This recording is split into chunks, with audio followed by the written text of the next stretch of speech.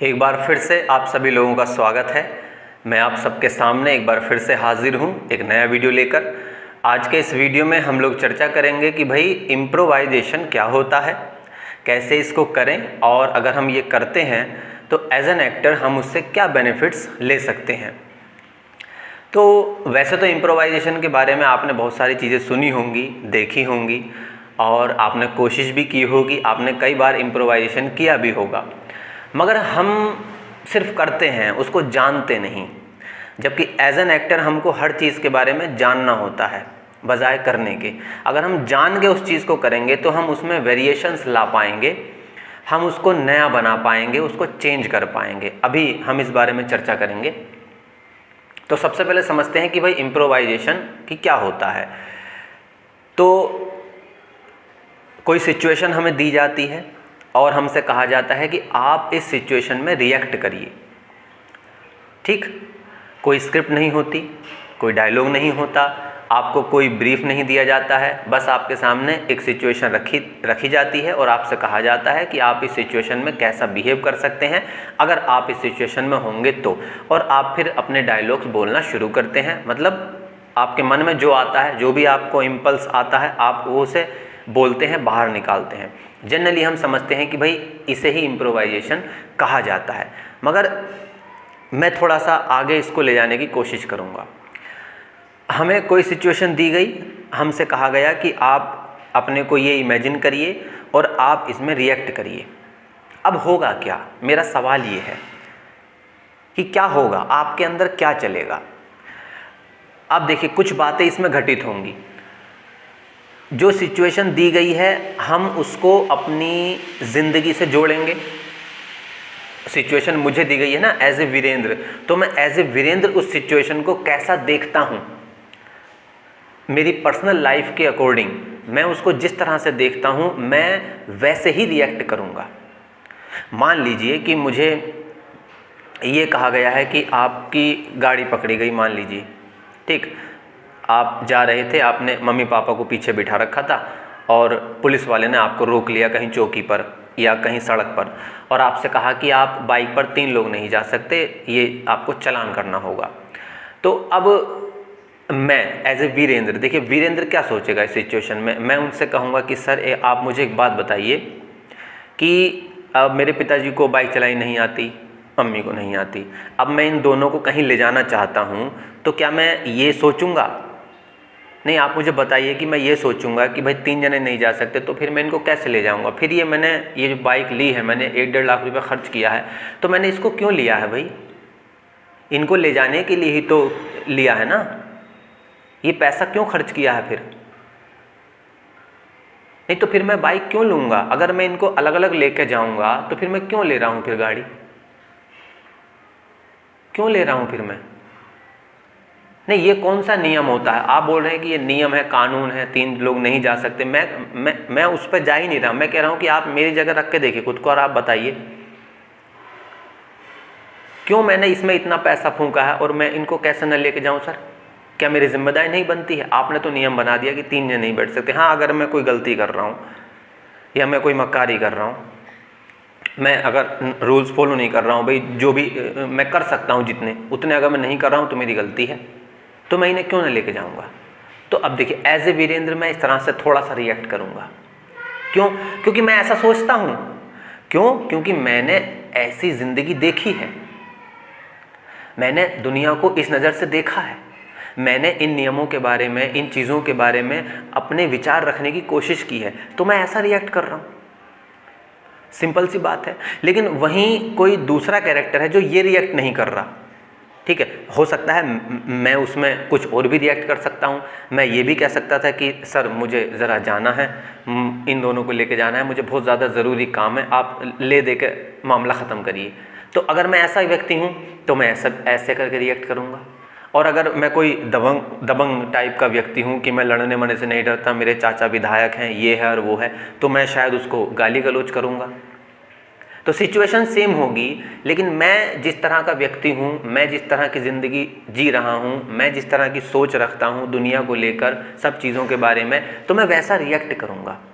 ये इम्प्रोवाइजेशन से हम जान सकते हैं लेकिन हम करते हैं इम्प्रोवाइजेशन, हज़ारों बार करते हैं, मगर हम ये कभी नहीं सोच पाते, ना हमें कोई बताता है कि भैया इम्प्रोवाइजेशन एक टूल है, टूल का आप इस्तेमाल करिए कोई चीज़ करने के लिए। टूल वो चीज़ नहीं है जो आप करना चाहते हैं। मैं अगर गाड़ी चलाता हूँ तो मैं गाड़ी का यूज़ करता हूँ ना, कहीं जाने के लिए, कोई काम करने के लिए। गाड़ी मेरा काम नहीं है। तो इम्प्रोवाइजेशन एक टूल है, एक टाइप का। आपको उसे करना है और करने के बाद उससे कुछ सीखना है। उस सीखने के लिए आप इम्प्रोवाइजेशन कर रहे हैं, ना कि इसलिए कि बस ये एक्टिंग हो गई। अधिकतर लोग यही समझते हैं कि भाई इम्प्रोवाइज़ कर दिया आपने कोई सीन तो सर एक्टिंग हो गई। ठीक है, शूटिंग के दौरान अगर आपसे कहा जाता है तो जाहिर सी बात है वो आपको सारी चीज़ें बताएंगे और फिर आप रिएक्ट करेंगे। अगर आपकी उस लेवल की समझ होगी कि आप उस कैरेक्टर की तरह सोच पाएंगे जो कैरेक्टर आपको दिया है, तो आप इम्प्रोवाइज़ कर पाएंगे। वो एक बहुत ऊपर लेवल की बात है सर। बहुत बड़े बड़े आर्टिस्ट ऐसा कर पाते हैं, हम लोग नहीं कर पाएंगे। ठीक है, हम लोगों को अगर ये चीज़ करनी है तो हमें बहुत सारी चीज़ें सीखनी पड़ेंगी। और इम्प्रोवाइजेशन, आप मुझे एक बात बताइए, कौन है इस दुनिया में जो इम्प्रोवाइजेशन नहीं करता? अगर हम एक्टिंग फील्ड से जुड़े हुए लोगों की बात करें तो क्या आप कभी कभी नहीं बोलने लगते अपने आप अकेले कमरे में? क्या आप कभी बाथरूम में नहीं बोलते अकेले? आप कहीं सड़क पर जा रहे हैं तो क्या आप अपने आप से बातें नहीं करते? वो सब कुछ इम्प्रोवाइजेशन ही तो है। अभी देखिए, मैं ये वीडियो बना रहा हूँ सर, तो मेरे सामने कोई मौजूद नहीं है, एक बस फ़ोन लगा है, उसमें माइक लगा रखा है मैंने, कैमरा स्टैंड है और मैं शूट कर रहा हूँ।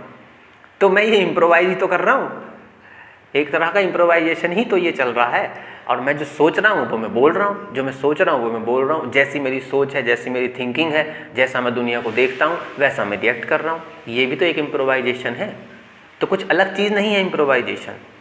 लेकिन मेरा ये कहना है कि भाई अगर आप इम्प्रोवाइजेशन करें तो आप उसको चेंज भी करने की कोशिश करें कि अगर मैं ऐसा बिहेव करूं तो फिर मैं किस तरह का इंसान बनूंगा, ऐसा बिहेव करूं तो फिर मैं किस तरह का इंसान बनूंगा, ऐसा बिहेव करूं तो फिर मैं किस तरह का इंसान बनूंगा। इससे आपको एक चीज़ समझ में आएगी कि यहाँ कोई एक चीज़ बदल रही है, कोई एक चीज़, कोई मेंटल स्टेट चेंज हो रहा है, कोई एक पर्टिकुलर बात चेंज हो रही है। बस उस एक चीज़ के चेंज होने की वजह से सब कुछ बाहर आ रहा है, सारे डायलॉग्स बाहर आ रहे हैं, सारे शब्द बाहर आ रहे हैं। वो एक चीज़ अगर हमें पकड़ में आ जाए, ठीक है सर। तो अब जैसे पहली सिचुएशन में मैं बोल रहा था कि सर मैंने ये क्यों बाइक ली है, तो यहाँ मैं सीधे सीधे क्या कर रहा हूँ, मैं सीधे सीधे क्या कहने की कोशिश कर रहा हूँ, मैं सीधे सीधे ये कहने की कोशिश कर रहा हूँ कि भैया जीने दीजिए हमें, मैं कोई गलती नहीं कर रहा हूँ, मैं सीधे सीधे ये कह रहा हूँ। लेकिन जिस सिचुएशन में मेरे चाचा विधायक हैं, ये है वो है, वहाँ मैं क्या कर रहा हूँ कि तू जानता नहीं है मेरे को कि मैं कौन हूँ। वहाँ मैं अपनी पावर दिखाने की कोशिश कर रहा हूँ। ठीक, दूसरी तरफ अगर सिचुएशन में पैसे ले दे कर रफू चक्कर हो जाना चाहता हूँ, किसी तरह से सिचुएशन से भाग जाना चाहता हूँ, तो मैं किस टाइप का व्यक्ति हुआ, समझौता करने वाला ना। तो मैं एक समझौता कर रहा हूँ कि यार बस छोड़ो, चलो जाने दो, जाने दो, आगे बढ़ना है, चलो जाने दो, ये है। अब इसी सोच से मैं बहुत सारी बातें बोलूँगा, बहुत सारी डायलॉग्स बोलूँगा, तो कोई एक चीज़ बदल रही है और उस एक चीज़ की वजह से पूरा माहौल चेंज हो जा रहा है, सब कुछ चेंज हो जा रहा है सर। ये इम्प्रोवाइजेशन की पावर है, ये ताकत है। मगर मैं देखता हूँ कि लोग चीखना शुरू कर देते हैं इम्प्रोवाइजेशन के नाम पर कोई सिचुएशन दी जाती है तो। सर इम्प्रोवाइजेशन समझने की चीज़ है, उससे कुछ सीख ले लीजिए, कुछ जान लीजिए और वो आपको बहुत कुछ देगा। अभी देखिए, मैं जितनी बातें आपको बता रहा हूँ ये मैंने खुद किसी सीन में खुद को रख के बार बार इम्प्रोवाइज़ किया है, बार बार कि यार अगर मैं इसको ऐसा करता हूँ तो शायद चीज़ें ऐसे हो जाएंगी। ऐसा एक एक्टर का काम ही ये है सर। एक एक्टर हर जगह सेम नहीं हो सकता, नहीं तो फिर एक्टर किस नाम का है? अगर वो सब जगह सेम चीज़ें कर रहा है तो फिर कैसे कहेंगे कि आप फिर वो एक्टर है? एक्टर को बदलना चाहिए, हर चीज़ बदलनी चाहिए। तो अभी तो मैं सिर्फ इम्प्रोवाइजेशन के पॉइंट ऑफ व्यू से आपको बता रहा हूँ कि भाई एक चीज़ बदलने से सारा इम्प्रोवाइजेशन का फंडा चेंज हो जाता है। बस वो चीज़ आपको पकड़नी है, आपको वहाँ जाना है। इसलिए अगर आप इम्प्रोवाइजेशन कर रहे हैं तो आप बिल्कुल सही कर रहे हैं। लेकिन अगर आप बस ऐसे ही इम्प्रोवाइजेशन कर रहे हैं कि देखो मुझे एक्टिंग आती है, तो सर उससे कोई फ़ायदा नहीं होने वाला है। आप 1000 बार करते रहिए, कुछ नहीं होने वाला उससे, जब तक आप उसको समझेंगे नहीं। एक एक्टर की सारी तैयारी ये है कि वो चीज़ों को समझता है। आप कुछ बातें मैं देखिए और कहता हूँ, आपने इस तरह का अनुभव किया होगा। हमारे इस देश में जो बेहतरीन एक्टर हैं, रहे या अब हैं, ठीक, आप उनके इंटरव्यूज़ देखिए सर, वो लगभग हर मुद्दे पर कितनी क्लैरिटी से बात करते हैं और उनकी बातें आप सुनते हैं, मन करता है कि उनको सुनता रहूं। 2-2 घंटे 3-3 घंटे का इंटरव्यू है, आप कंटिन्यूसली देखते रहते हैं। लेकिन वहीं फिल्म इंडस्ट्री में करोड़ों की संख्या में लोग काम कर रहे हैं, करोड़ों की संख्या में लोग एक्टिंग कर रहे हैं, मगर कोई एक्टिंग पे बात नहीं कर पाता, कोई नहीं कर पाता। उनसे बाकी सारे काम करा लीजिए आप, बाकी सारे काम वो करेंगे, मगर एक्टिंग की बात जहाँ आएगी, कुछ समझाने की बात जहाँ आएगी, वो नहीं समझा पाते हैं। क्यों?